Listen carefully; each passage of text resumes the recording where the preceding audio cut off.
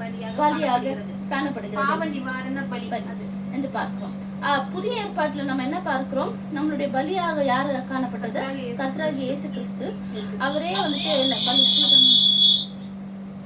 வந்துட்டு பலிபீடமாகவும் இருந்தார், பலியாகவும் காணப்பட்டார்.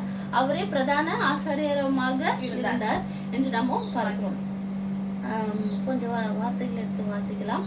எபிரேயர் 4:14-16. எபிரேயர் 4:14-16. 14-16. வானங்களின் வழியாய் பரலோகத்திற்கு போன தேவகுமாரனாகிய இயேசு என்னும் மகா பிரதான ஆசாரியர் நமக்கு இருக்கிறபடியினால் நாம் பண்ணின அறிக்கையை உறுதியாய் பற்றி கொண்டிருக்க கடவோம்.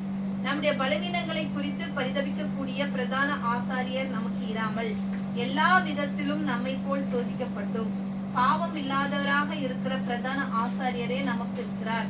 ஆதலால் நாம் இரக்கத்தை பெறவும் ஏற்ற சமயத்தில் சகாயம் செய்யும் கிருபையை அடையவும் தைரியமாய் கிருபாசன தண்டையில் சேரக்கடவோம். அல்லேலூயா. அப்ப அந்த இடத்துல என்ன சொல்லப்படுகிறது?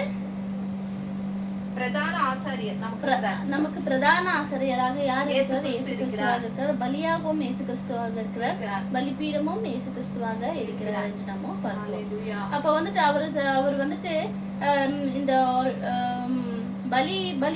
பலி செலுத்துகிற பலிபீடம் என்றுள்ள காரியம்.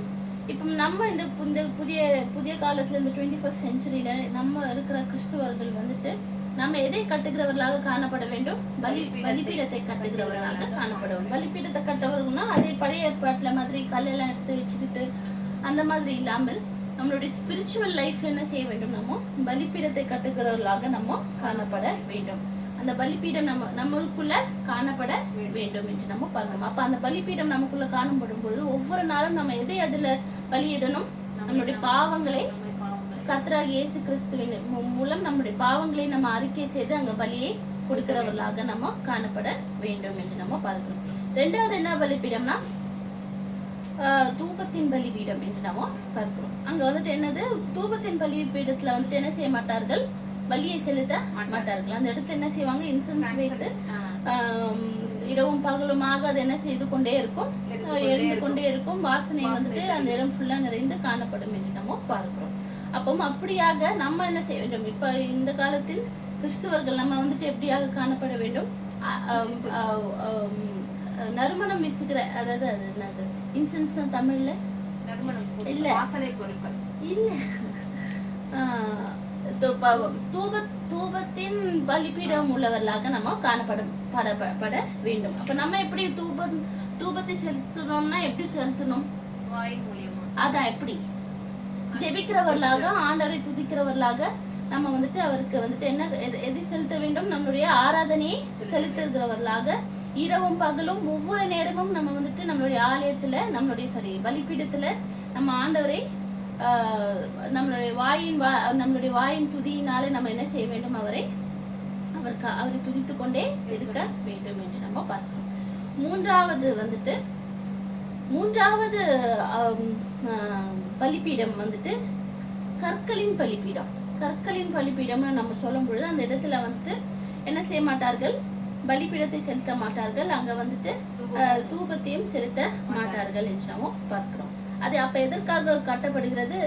அது வந்துட்டு எதற்காக கட்டப்படுகிறது என்று நம்ம பார்க்கும் பொழுது 4 காரியங்களுக்காக அது வந்துட்டு கட்டப்படுகிறது என்று நம்ம பார்க்கிறோம். கற்களின் பலிபீடம் வந்துட்டு எதற்காக கட்டப்படுகிறது? ஆல்டர் ஆஃப் ஸ்டோன்ஸ் என்று பார்க்கிறோம். முதலாவது அத வந்துட்டு ஆண்டவருடைய ரியாலிட்டினா ஆண்டவருடைய உண்மை தன்மையை பிரதிபலிப்பதற்காக அந்த வந்துட்டு கற்களின் பலிபீடம் கட்டப்படுகிறது என்று நம்ம பார்க்கிறோம். மான்யூமெண்ட் இல்ல மெமரியல், ஆண்டவர் எப்படிப்பட்டவர் என்ற ஒரு காரியத்தை பிரதிபலிக்கிறதாக காணப்படுகிறது. இப்ப நம்ம யோசுவால பார்க்கும் பொழுது அவர்கள் வந்துட்டு அந்த யோர்தான் நதியை வந்துட்டு கடந்ததுக்கு அப்புறம் வந்துட்டு அந்த இடத்துல என்ன செய்வார்கள்? 12 கல்களை வந்துட்டு வைத்திருப்பார்கள். அது எதற்காக? பின்னீடு வருகிற ஜெனரேஷன்ஸ் வந்துட்டு அதை திரும்பி பார்த்தது என்னதுன்னு கேட்கும் பொழுது அவர் நமக்கு செய்த காரியங்களை விவரிப்பதற்காக என்று நம்ம பார்க்கிறோம். இப்படியாக அநேக பலிபீடங்கள் கட்டப்படுகிறது என்று நம்ம பார்க்கிறோம். அப்ப இது எல்லாமே எதற்காக கட்டப்படுகிறது? அது நம்ம பார்க்கும் பொழுது எதை நம்ம நினைவு கூறுகிறவர்களாக காணப்படணும்? ஆண்டவர் செய்த ஆண்டவருடைய காரியத்தையும் ஆண்டவர் எப்படியாக இருக்கிறார் என்ற ஒரு காரியத்தையும் நம்ம நினைவுபடுத்துவதற்காக கூடிய காரியங்களாக அது நமக்கு வந்துட்டு இருக்க வேண்டும். இப்ப நம்ம வந்துட்டு அது என்ன செய்ய வேண்டும்? நம்மளுடைய நம்மளுடைய இருதயத்திலும் நம்ம வந்துட்டு இப்படியான ஒரு பலிபீடத்தை கட்ட வேண்டும். அதுல வந்துட்டு ஆண்டவரை எப்பொழுதும் நம்ம வந்துட்டு அதை பார்க்கும் பொழுது நம்ம வந்துட்டு ஆண்டவரை நினைவு கூறுகிறவர்களாக, அவர் நம்மளுடைய வாழ்க்கையில செய்த அநேக காரியங்களை நினைவு கூறுகிறவர்களாக நம்ம காணப்பட வேண்டும். அநேக காரியத்துல ஆண்டவர் என்ன செய்கிறார்? நமக்கு ஆசீர்வாதங்களை தருகிறார். அநேக காரியங்கள் நம்மளை விடுதலை செய்கிறார். அநேக காரியங்களை அதிசயமாக அற்புதமாக நடத்தி கொண்டு வருகிறார் என்று நம்ம பார்க்கிறோம். ஆனால் நம்ம என்ன செய்கிறோம்? ஒரு சர்டன் பீரியடுக்கு அப்புறம் என்ன செய்கிறோம்? அதை மறந்து விடுகிறோம். எப்பயாவது தான் நம்ம திரும்பியும் யோசிக்கிறோம் என்று உள்ள காரியத்தை நம்ம பார்க்கிறோம். ஆனால் நம்ம நிறைய நேரத்துல என்ன செய்கிறோம்? அதை நம்ம மறந்தே விடுகிறோம். அப்படி இடாமல் ஒவ்வொரு நேரமும் நம்ம வந்துட்டு அவருக்கு நன்றி செலுத்துகிறவர்களாக, நம்ம வந்துட்டு அவரை நினைவு கூறுகிறவர்களாக காணப்பட வேண்டும். 2வது காரியம் வந்துட்டு அந்த கல்லினால் ஆல்டர் ஆஃப் ஸ்டோன்ஸ்,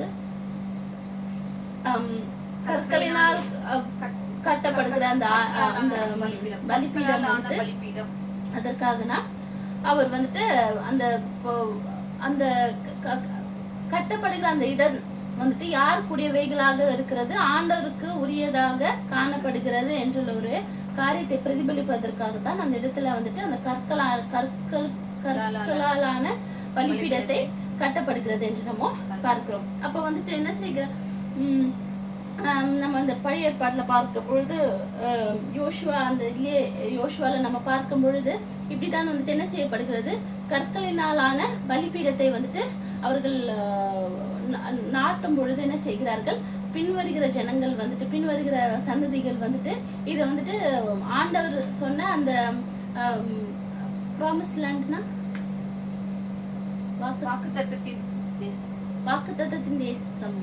ஓகே, அதாவது அவர்கள் போகிற இடத்துல வந்துட்டு அந்த பலிபீடத்தை, அந்த கற்களிலான பலிபீடத்தை வைக்கும் பொழுது இதெல்லாம் ஆண்டவருக்குரிய தேசமாக காணப்படுகிறது என்று அவர்கள் அறிந்து கொள்வதற்காகவும் அந்த பலிபீடம் காணப்படுகிறது என்று நம்ம பார்க்கிறோம். நம்ம வந்துட்டு அநேக பலிபீடம் ஜெனிசிஸ்ல நம்ம பார்க்கும் பொழுது அநேக பலிபீடங்கள் எழும்பப்பட்டது என்று நம்ம பார்க்கிறோம். ஜெனிசிஸ் 7:12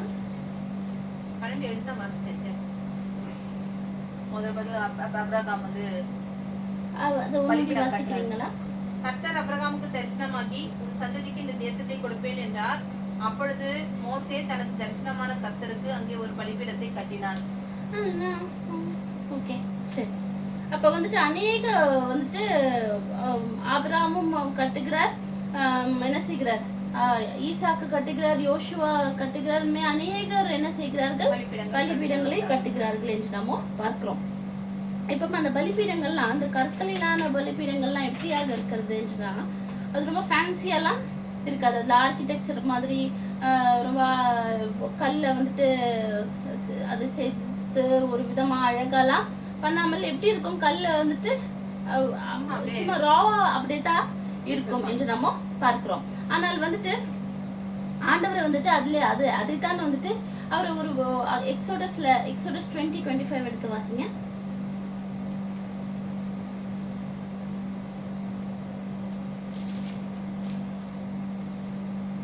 எனக்கு கல்லினால் பலிபீடத்தை உண்டாக்க வேண்டுமாகில் அதை வெட்டின கல்லுகளால் கட்ட வேண்டாம். அதில் மேல் உளி இட்ட உடனேயே அதை அசுசிப்படுத்துவான். You will defile it if it is okay. அவ்வளவுதான் அதுல. ஆமா. You cannot scratch it, then it will have. உண்டாக்க வேண்டுமாகில் அதை வெட்டின கல்லுகளால் கட்ட வேண்டாம். கல்ல வெட்டி அதை கட்ட. அப்போ அப்படியே வைக்க சொல்கிறார் என்று நம்ம பார்க்கிறோம். அப்ப வந்துட்டு அது எதை பிரதிபலிக்கிறது? ஆண்டவர் அதை சொல்லிருது. அந்த உளி இட்ட உடனே அது என்ன ஆகுது? அப்படியே கிராக் ஆகி ஒரு மாதிரி இதாயிடும். எதுவுமே இல்லாமல் வெறுமனே அப்படியே வைக்க சொல்கிறார் என்று நம்ம பார்க்கிறோம். அப்ப வந்துட்டு இப்போ என்ன அப்ப அதுல வந்துட்டு என்ன பார்க்கிறோம், அதுல வந்துட்டு நம்ம ஃபேன்சியாக அதுல ஒன்றும் செய்யப்படலை. அப்போ வந்துட்டு அந்த இடத்துல நம்ம பார்க்கும் பொழுது கானானியர்கள் வந்துட்டு வந்துட்டு அந்த இடத்தை பார்க்கும் பொழுது அவர்களை சுற்றி என்ன காணப்படுகிறது, இவ்விதமான ஒரு கற்களால காணப்படுகிறது என்று நம்ம பார்க்கிறோம். அப்போ அவர்கள் பார்த்த பொழுது என்ன நினைத்திருப்பார்கள், இது அவர்கள் கன்ஃபியூஸ் ஆயிருப்பாங்க இது என்னதுன்னு. ஆனா வந்துட்டு அது எதை பிரதிபலிக்கிறது, ஆண்டவருடைய நாமத்தை, அந்த அந்த கற்கள் வந்துட்டு ஆண்டவருடைய நாமத்தை பிரதிபலிக்கிறது என்று நம்ம பார்க்கிறோம். அது வந்துட்டு தேவன் எப்படி சொன்னாரோ அதே விதத்துல அது காணப்பட்ட நிமித்தம் அது எதை பிரதிபலிக்கிறதாக இருக்கு, ஆண்டவருடைய நாமத்தை பிரதிபலிக்கிறதாக இருக்கிறது என்று நம்ம பார்க்கிறோம். அப்போ வந்துட்டு முதல்ல என்ன பார்த்தோம், கற்களினாலான பலிபீடம் வந்துட்டு எதை பிரதிபலிக்கிறது, ஆண்டவருடைய செயல்களை பிரதிபலிக்கிறது. இரண்டாவது ஆண்டவருடைய அதாவது அந்த அந்த அது வைக்கப்படுகிற தேசம் ஆண்டவருக்குரியது, கர்த்தருடைய ஓனர்ஷிப்பாக காணப்படுகிறது என்ற ஒரு காரியத்தை பிரதிபலிக்கிறது. இரண்டாவது வந்துட்டு அது எதை பிரதிபலிக்கிறது, நம்மளுடைய ஆசீர்வாதங்கள் வந்துட்டு யாருக்குரியவைகள், ஆண்டவருக்குரியவைகளாக இருக்கிறது. இப்ப வந்துட்டு ஆபிரகாமுக்கு கொடுக்கப்பட்ட வாக்குத்தத்தம் என்னது, உனக்கு இந்த தேசம் உன்னுடைய சந்ததிகளுக்கு கொடுப்பேன் என்று சொல்லியிருக்கிறாரு. ஆனா அது யாருக்கு உரியது, ஆண்டவருக்கு உரியதாக காணப்படுகிறது என்று நம்ம பார்க்கிறோம். அப்ப நம்மளுடைய வாழ்க்கையிலும் நமக்கு என்ன விதமான காரியம், எத்தனை விதமான எல்லா விதமான நமக்கு என்ன நம்ம இடத்துல நம்ம கிட்ட எது இருந்தாலுமே யாருக்குரியவைகளாக இருக்கிறது, கர்த்தருக்குரியவைகளாக இருக்கிறது என்று நம்ம பார்க்கிறோம். அது நம்மளுடைய உழைப்பாக இருக்கட்டும், எவ்விதமான ஒரு காரியமாக இருந்தாலும் ஆண்டவருக்குரியவைகளாக அது காணப்படுகிறது. அப்ப இந்த இடத்துல யார் நாமம் மகிமைப்படணும், கர்த்தருடைய நாமம் மகிமைப்படணும். நான்காவது அது என்ன பிரதிபலிக்கிறதுனா, நம்ம யாரு உரியவைகளாக இருக்கிறோம், ஆண்டவர் கர்த்தர். நமக்குரியது ஆண்டவருக்குரியது, நம்மளும் ஆண்டவர் புரியவைகளாக இருக்கிறோம் என்ற ஒரு காரியமாக இருக்கிறது. ஐசாயா 43:1-2 வாசிக்கிறீங்களா? ஐசாயா 43:1-2. இப்போதும் யாக்கோபே, உன்னை சிருஷ்டித்தவரும் இஸ்ரவேலே உன்னை உருவாக்கினவரும் ஆகிய கர்த்தர் சொல்கிறதாவது, பயப்படாதே, உன்னை மீட்டுக் கொண்டேன், உன்னை பெயர் சொல்லி அழைத்தேன், நீ என்னுடையவன். நீ தண்ணீர்களை கடக்கும் போது நான் உன்னோடு இருப்பேன், நீ ஆறுகளை கடக்கும் போது அவைகள் உன்மேல் புரளுவதில்லை. நீ அக்னியில் நடக்கும்போது வேகாதிருப்பாய், அக்னி சுவாலை உன் பேரில் பற்றாது. ஐசாயா 44:5 வாசிக்கிறீங்களா?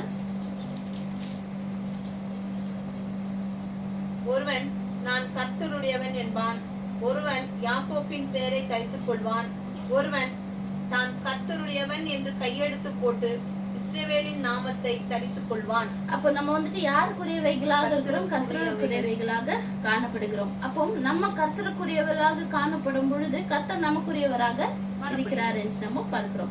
அப்போ அவர் நமக்குரியவராக இருக்கும் பொழுது நமக்கு வந்துட்டு நம்மளோடு கூட எப்பொழுதும் இருக்கிறார், நம்மளை எப்பொழுதும் அவர் காத்துக்கொள்கிற தேவனாக இருக்கிறார், நம்முடைய தேவைகளை சந்திக்கிற தேவனாக அவர் இருக்கிறார். ஒன்றுமே அவருடைய நாலேஜ்ல இல்லாம ஒன்றுமே நமக்கு நேரிடாது என்று நம்ம பார்க்கிறோம். அப்போ இந்த பலிபீடத்துல நம்ம பார்த்தபடி என்னதுன்னா, நம்ம வந்துட்டு பலிபீடத்தை கட்டுகிறவர்களாக நம்ம காணப்பட வேண்டும், நம்ம கிறிஸ்துவர்கள். அப்ப என்ன விதமான பலிபீடம் நான் சொன்னேன், முதல்ல வந்துட்டு பலி செலுத்துகிற பலிபீடம். நம்ம வந்துட்டு தினமும் நம்மளுடைய பாவங்களை அதுல இயேசு கிறிஸ்துவின் ரத்தத்தின் மூலமாக நம்ம பாவங்களை பலியிடுகிறவர்களாக காணப்பட வேண்டும். இரண்டாவது வந்துட்டு தூபம் நிறைந்த பலிபீடமாக கர்த்தருடைய நாமத்தை நம்ம வந்துட்டு இரவும் பகலும் துதித்து போற்றுகிறவர்களாக, நம்ம வந்துட்டு விண்ணப்பங்களை ஏறெடுக்கிறவர்களாக, அவரிடத்துல மன்றாடுகிறவர்களாக நம்ம காணப்பட வேண்டும். மூன்றாவது வந்துட்டு கல்களிலான பலிபீடம். அது என்ன விதம், கல்களிலான பலிபீடத்தை கட்டும் பொழுது நம்ம எதை நம்ம நினைவு கூற வேண்டும், கர்த்தருடைய அதிசயங்கள், அற்புதங்கள், அவர் நடத்தின விதங்களை நம்ம நினைவு கூற வேண்டும். அடுத்ததாக நம்ம வந்துட்டு அவருக்குரியவைகள் என்றுள்ள காரியத்தை நம்ம நினைவு கூற வேண்டும். நம்மளுக்குரியவைகள் அவருக்குரியதாக காணப்பட வேண்டும். அவர் நமக்கு தந்திருக்கிற சத்தியங்கள் வந்துட்டு அவர் நமக்கு தந்திருக்கிற சத்தியங்கள் வந்துட்டு அவர் நிறைவேற்றுகிறவர்களாக காணப்படுவார் என்று உள்ள காரியங்களை நம்ம வந்துட்டு நினைவு கூறுகிறவர்களாக காணப்பட வேண்டும் என்று நம்ம பார்க்கிறோம். கர்த்தர் நேரத்தை தந்ததற்காக அவருக்கு நன்றி செலுத்துகிறேன். நாமே நல்லையா. ஹல்லேலூயா. ஸ்தோத்திரம் ஆண்டவரே, நன்றி இயேசுவே, நன்றி ஆவியானவரே, நன்றி பிதாவே, நன்றியோடு சோதரிக்கிறோம் அப்பா, துதிக்கிறோம் ராஜா. உம்மை போற்றுகிறோம், வாழ்த்துகிறோம், வணங்குகிறோம் அப்பா. அப்பா, கொடுக்கப்பட்ட இந்த நல்ல செய்திக்காக உமக்கு நன்றி சொல்லுகிறோம். நீர் எங்களோடு இடைப்பட்டதற்காக சூத்திரம் அப்பா. நீர் எங்கள் தேவன், நீர் எங்கள் ஜீவன், நீர் எங்கள் பலன், நீர் எங்கள் அரண், எங்கள் கோட்டை, எங்கள் தஞ்சம், அடைக்கலம் என்பதை உணர்த்துகிறவரே உமக்கு நன்றி சொல்லுகிறோம் ஆண்டவரே. ஹல்லேலூயா, ஹல்லேலூயா, ஹல்லேலூயா, ஹல்லேலூயா. ஆமென் ஆண்டவரே. ஆகின்ற ஆண்டவரே, பீடத்தை சுற்றி சுற்றி வருகிறோம் தெய்வமே, கரைகள் எல்லாம் நீங்கிட எங்கள் கைகளை கழுவுகிறோம் எங்கள் தெய்வமே. இயேசுநாதாம் மகிழுதையாவும் பீடத்தை சுற்றி சுற்றி வருகிறோம் இயேசு தெய்வமே, எல்லாம் நீங்கிட கைகளை கழுவுகிறோம் எங்கள் தெய்வமே. இயேசுநாதாம் மகிழுதையாம் உரத்த குரலில் நன்றி பாடல் பாடி மகிழ்கிறோம். வியக்கத்தகு செயல்கள் எல்லாம் எடுத்து உரைக்கிறோம் எங்கள் தெய்வமே. இயேசுநாதா இதயமெல்லாம் மகிழுதையா, மாறாத பேரன்பு உந்தன் முந்தன் மாறாத பேரன்பு எங்கள் கண் முன் இருக்கின்றது. திரு முன்னே உண்மையாக வாழ்ந்து எங்கள் தெய்வமே. இயேசுநாதா கர்த்தாவே, உம்மையே நம்பியுள்ளோம், தடுமாற்றம் எங்களுக்கில்லை. உம்மதன் சமூகம் உந்தன் மகிமை உண்மையாய் ஏங்குகிறோம். இயேசுநாதா இதயமெல்லாம் மகிழுதையா, பீடத்தை சுற்றி சுற்றி வருகிறோம் தெய்வமே, அடைகளெல்லாம் நீங்கிட கைகளை கழுவுகிறோம் தெய்வமே. இயேசுநாதா இதயமெல்லாம் மகிழுதையா. ஆமென் ஆண்டவரே. ஆகில் தான் ஆண்டவர் எங்களோடு பேசுகிறது. எப்படிப்பட்ட பலிபீடமாய் இருக்க வேண்டும்? உடலை கொடு, உடலை கொடு உற்சாகமாய், உன்னை கொடு உப்பு கொடு சந்தோஷமாய் இருக்கிறார். இதிலே தானே மகிமை அடைகிறார். உடலை கொடு, உள்ளத்தை கொடு உற்சாகமாய், உன்னை கொடு உப்பு கொடு சந்தோஷமாய். ஒரு மணி நேரம் கொடுத்து பாரு, உன்னை தேவன் உயர்த்துவாரு. 10ல் 1 பங்கு கொடுத்து பாரு, கடனில்லாமல் நடத்துவாரு. உன்னை உள்ளத்தை கொடு உற்சாகமாய், உன்னை கொடு கொடு சந்தோஷமாய். இதிலே தேவன் பிரியமாய் இருக்கிறார். இதிலே தானே மகிமை அடைகிறார். 1 மணி நேரம் கொடுத்து பாரு, உன்னை தேவன் உயர்த்துவாரு. 10ல் 1 பங்கு கொடுத்து பாரு, கடனில்லாமல் நடத்துவாரு. உடலை கொடு, உள்ளத்தை கொடு உற்சாகமாய், உன்னை கொடு உப்பு கொடு சந்தோஷமாய். நன்றி பாடல் தினமும் பாடிடு, நல்ல தேவன் உன்னோடு வருவாரு. என்ன நடந்தாலும் நன்றி கூறிடு, தீமை நன்மையால் தினமும் வென்றிடு. உடலை கொடு, உள்ளத்தை கொடு உற்சாகமாய், உன்னை கொடு உப்பு கொடு சந்தோஷமாய். இதிலே தேவன் பிரியமாய் இருக்கிறார். இதிலே தானே இதிலே நன்றி பாடல் தினமும் பாடிடு, நல்ல தேவன் வருவார் உன்னோடு. என்ன நடந்தாலும் நன்றி கூறிடு, நன்மை தீமை நன்மையால் தினமும் வென்றிடு. உள்ளத்தை கொடு உற்சாகமாய், தேசத்திற்காக தினமும் மன்றாடு, பிறருக்காக பிரார்த்தனை செய்திடு. தேசத்திற்காக தினமும் மன்றாடு, பிறருக்காக பிரார்த்தனை செய்திடு. உன்னை கொடு, ஒப்பு கொடு சந்தோஷமாய். ஆளும் தலைவர்களை ஜெபத்தில் நினைத்திடு, அமைதி பொங்கிடும், வன்முறை நீங்கிடும். ஆளும் தலைவர்களை ஜெபத்தில் நினைத்திடு, அமைதி பொங்கிடும், வன்முறை நீங்கிடும். உடலை கொடு, உள்ளத்தை கொடு உற்சாகமாய். உன்னை கொடு, ஒப்பு கொடு சந்தோஷமாய். இதிலே தேவன் பிரியமாய் இருக்கிறார், இதிலே தானே மகிமை அடைகிறார். விசுவாசம் தானே உலகத்தை ஜெயிக்கும், விசுவாசி என்றும் பதறான். அறிக்கை செய்திடுவோம், எரிக்கை பொடித்திடுவோம். செங்கடல் விலகிடும், யோர்தான் பிரிந்திடும். உடலை கொடு, உள்ளத்தை கொடு உற்சாகமாய். உன்னை கொடு, ஒப்பு கொடு சந்தோஷமாய். இதிலே தேவன் பிரியமாய் இருக்கிறார், இதிலே தானே மகிமை அடைகிறார். நாடெங்கும் சென்றிடு, நற்செய்தி சொல்லிடு. வீடுகள் தோறும் விடுதலை கூறிடு. சபைகளை நிரப்பிடு, சாட்சிகள் எழுப்பிடு. இரட்சகர் வருகைக்கு ஆயத்தமாயிடு. நாடெங்கும் சென்றிடு, நற்செய்தி சொல்லிடு.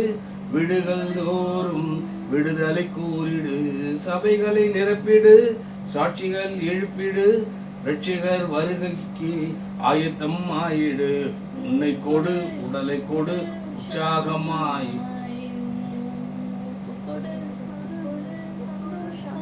உடலை கொடு, உள்ளத்தை கொடு உற்சாகமாய்.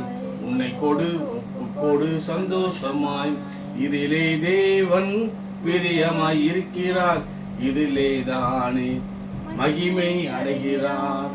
ஆம் தேவ பிள்ளைகளே, தேவன் நம்மளோடு இடைப்படுகிற காரியங்கள் இன்று 5 பாயிண்ட்களை பார்த்தோம். தேவன் எப்படிப்பட்ட ஆண்டவரை பலிப்பிட நாம் கட்டப்பட முடியும், ஆண்டவரை எப்படி அதில் பிரியப்படுகிறார், எப்படி தேவன் நம்மளோடு இடைப்பட முடியும், எப்படி தேவன் நம்மளோடு ஆண்டவர் நம்மளோடு கூட ஆண்டவரை நெருங்கி நிற்க முடியும் என்றால் அவரிடத்தில் இப்படிப்பட்ட ஆண்டவரை அப்படியாகவே முழு உள்ளத்தோடு, முழு பலத்தோடு, முழு ஆத்மாவோடு கர்த்தரிடத்தில் கிட்ட நீ இருக்கிற வண்ணமாக இருந்தது. நீ செதுக்கி அதை பிதுக்கி அதை இரடிக்கி புளியை குத்தி அதையெல்லாம் கொண்டு வந்து பலிபீடத்தில் வைக்க வேண்டாம். அப்படியே கரடமோடாக கிடைக்கிறதை அப்படியே கொண்டு வை. உன் கரடமோடான இருதயத்தை அங்கே கொண்டு வந்து வைத்து விட்டு. அல்லேலூயா. எந்த நிலைமையிலும் தேவன் உங்களை ஆண்டவரை ஆசீர்வதிக்க வந்தவராய் இருக்கிறார். தேவன் விரும்புவதெல்லாம் ஆண்டவரே உன் உள்ளத்தை கொடு, உன் உடலை கொடு, உன் இல்லத்தை கொடு, உன்னுடைய சந்தோஷத்தை கொடு, உன்னுடைய சமாதானத்தை கொடு, உன்னுடைய நெருக்கத்தை கொடு, உன்னுடைய பாரத்தை கொடு, உன்னுடைய கவலையை கொடு, உன்னுடைய கண்ணீரை கொடு. ஆமாண்டவர் உன் நிந்தையை கொடு, உன்னுடைய அவமானத்தை கொடு, உன்னுடைய கஷ்டத்தை கொடு, உன்னுடைய நஷ்டத்தை கொடு. எல்லாவற்றையும் எப்படிப்பட்டவர்களாக இருந்தால் என்னிடத்தில் கொண்டு வந்து விடு. அல்லேலூயா, அல்லேலூயா. ஆகையால் தான் வருத்தப்பட்டு பார சுமக்கிறவர்களே என்னிடத்தில் வாருங்கள், உங்களுக்கு இளைப்பாறுதல் தருவேன் சொன்னார். ஆகையால் தான் அவருடைய செய்திகளை நாங்கள் கேட்கும் போது, அவர் எங்களோடு பேசும்போது, அவர் எதற்காக நம்மளோடு இவ்வளவு ஆமாண்டவரே அன்பாக, ஆமாண்டவரே நெருக்கமாக, ஒரு நண்பனாக, ஒரு ஆமாண்டவரே அல்லேலூயா, ஒரு சிநேகிதனாக, அல்லேலூயா சோத்திரம், அல்லேலூயா சோத்திரம் ஆண்டவரே. ஆமாண்டவரே அப்பா அவ்வளவு ஆண்டவரே எங்களோடு இடைப்படுகிறதை நாங்கள் பார்க்கிறோம் ஆண்டவரே.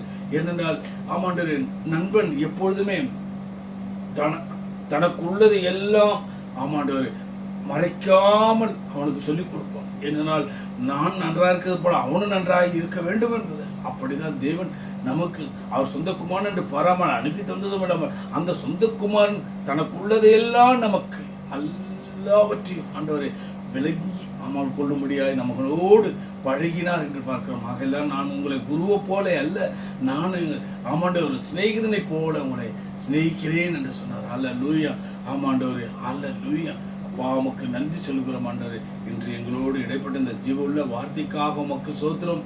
ஆமாண்டவரே இதை கேட்டுக்கொண்டிருக்கிற எத்தனை சகோதர சகோதரிகளாக இருந்தாலும் அவர்களுக்குள்ள ஒரு விடுதலை, சமாதானம், சந்தோஷம் ஆமாண்ட நிச்சயம் முடிவு நம்பிக்கை உண்டாயிருக்க முடியாது இந்த வார்த்தையின் மூலம் நீர் மகிமைப்பட போகிறீங்க. அதற்காக ஸ்தோத்திரம் ஆண்டவரே. நன்றியோடு உம்மை ஸ்தோத்திரிக்கிறோம் அப்பா. உம்முடைய நாமம் ஆமாண்டவரே, ஆமாண்டவரே, ஆமாண்டவரே, உம்முடைய நாமம் ஆமாண்டவரே ஒவ்வொருவருக்குள்ள தரிக்கப்பட வேண்டும் என்பதே உம்முடைய சித்தம் ஆண்டவரே. ஆமாண்டவரே, அதில்தான் அவர் எவ்வளவு அழகாக சொல்லி கொடுத்திருக்கார். என் நாமத்திலே இதுவரை ஒன்று கேட்கவில்லை, கேளுங்கள் அப்பொழுது உங்களுக்கு கொடுக்கப்படும் என்று. அல்லேலூயா. என் நாமத்திலே எதை கேட்டாலும் பிதா என்னில் மகிமைப்படுவார் என்று இவ்வளவு அழகாக கிளிப்பிள்ளைக்கு சொல்லி கொடுக்கிறது போல ஆகிதான் ஒவ்வொரு நாளும் நாங்கள் அதிகாலையில் இருந்து ஆமாண்டவரே அதிகாலையில் நோக்கி கூப்பிடு, உனக்கு அறியாத எட்டதமான காரியங்களை வாக்கியவன ஆபத்தில் என்னை நோக்கி கூப்பிடு, உன்னை விடுவிப்பேனே, என்னை மகிமைப்படுத்துவாய் என்று சொல்லி கொடுத்தாரு. அழகான வார்த்தைகள். அல்லேலூயா. ஸ்தோத்திரம் ஆண்டவரே. ஆகதான் இந்த வார்த்தையினால நாங்கள் பிழைக்கிறோம், அசைகிறோம், நடக்கிறோம், எந்திரிக்கிறோம், இருக்கிறோம், உண்ணுகிறோம், உடுக்குகிறோம். ஆமாண்டவரே, எல்லாம் உடைய கிருபையா இருக்கு. எங்கள் ஜீவன் உச்சந்தரம் உள்ளங்காலும் உடைய ஜீவன் எங்களுக்குள் பாய்ந்து கொண்டிருக்கிறது அப்படின்னாலும் நமக்கு ஸ்தோத்திரம் ஆண்டவரே. நாங்களும் ஆண்டவரே ஆமாண்டவரே ஒவ்வொரு நாளும் அங்கே நினைப்பதுண்டு ஆண்டவரே உம்மை போல எங்களையே மாற்றுங்க. ஏனால் நீர் அப்படியாக உரிமையோடு பிதாவிடத்தில் சொல்லியிருக்கீர்கள். நாம் எப்படி ஒன்றாயிருந்தோமோ அப்படியே அவர்கள் நம்மில் ஒன்றாய் இருக்கும்படியாய். அல்லேலூயா. ஸ்தோத்திரம். ஆமாண்டவரே, ஆமாண்டவரே அப்பா, எப்படியாக எங்களுக்காக பரிதபிக்கிறீர்கள் ஆண்டவரே. அப்பா உமக்கு நன்றி சொல்கிறோமாக. நாங்கள் உண்மை போல மாட்ட இந்த உலகத்திற்கு ஒளியாக உப்பாக மலை மேலே உள்ள பட்டணமாக கிருபாதார கனமுள்ள பத்திரோடு நாங்கள் இருக்கட்டும். நாங்கள் போக முடியுமெல்லாம் உடைய நறுமணத்தை வீச செய்யட்டும். அப்பா, எங்களை கண்டதுனால எங்களோடு பழகி நல்லது, நாங்கள் பிறந்தது நல்லது என்று சொல்லட்டும். உங்களுடைய வல்லமை எங்களில் இருந்து புறப்படட்டும். அப்பா, அவளை ஆசீர்வதிக்கட்டும், விடுவிக்கட்டும், கொடுக்கட்டும். அவனுடைய இலவசமாய் பெற்றதை இலவசமாய் கொடுக்க எங்களுக்கு கிருபை தாருங்க. அதிலே நீர் மகிழ்ந்து களி கூறுங்க. இயேசு கிறிஸ்து நாமத்தில் கேட்கிறோம் ஜீவனுள்ள பிதாவே, ஆமென். இப்பொழுது திருவிருந்த ஆராதனைக்கு நேராக கடந்து செல்வோம். ஹல்லேலூயா, ஹல்லேலூயா.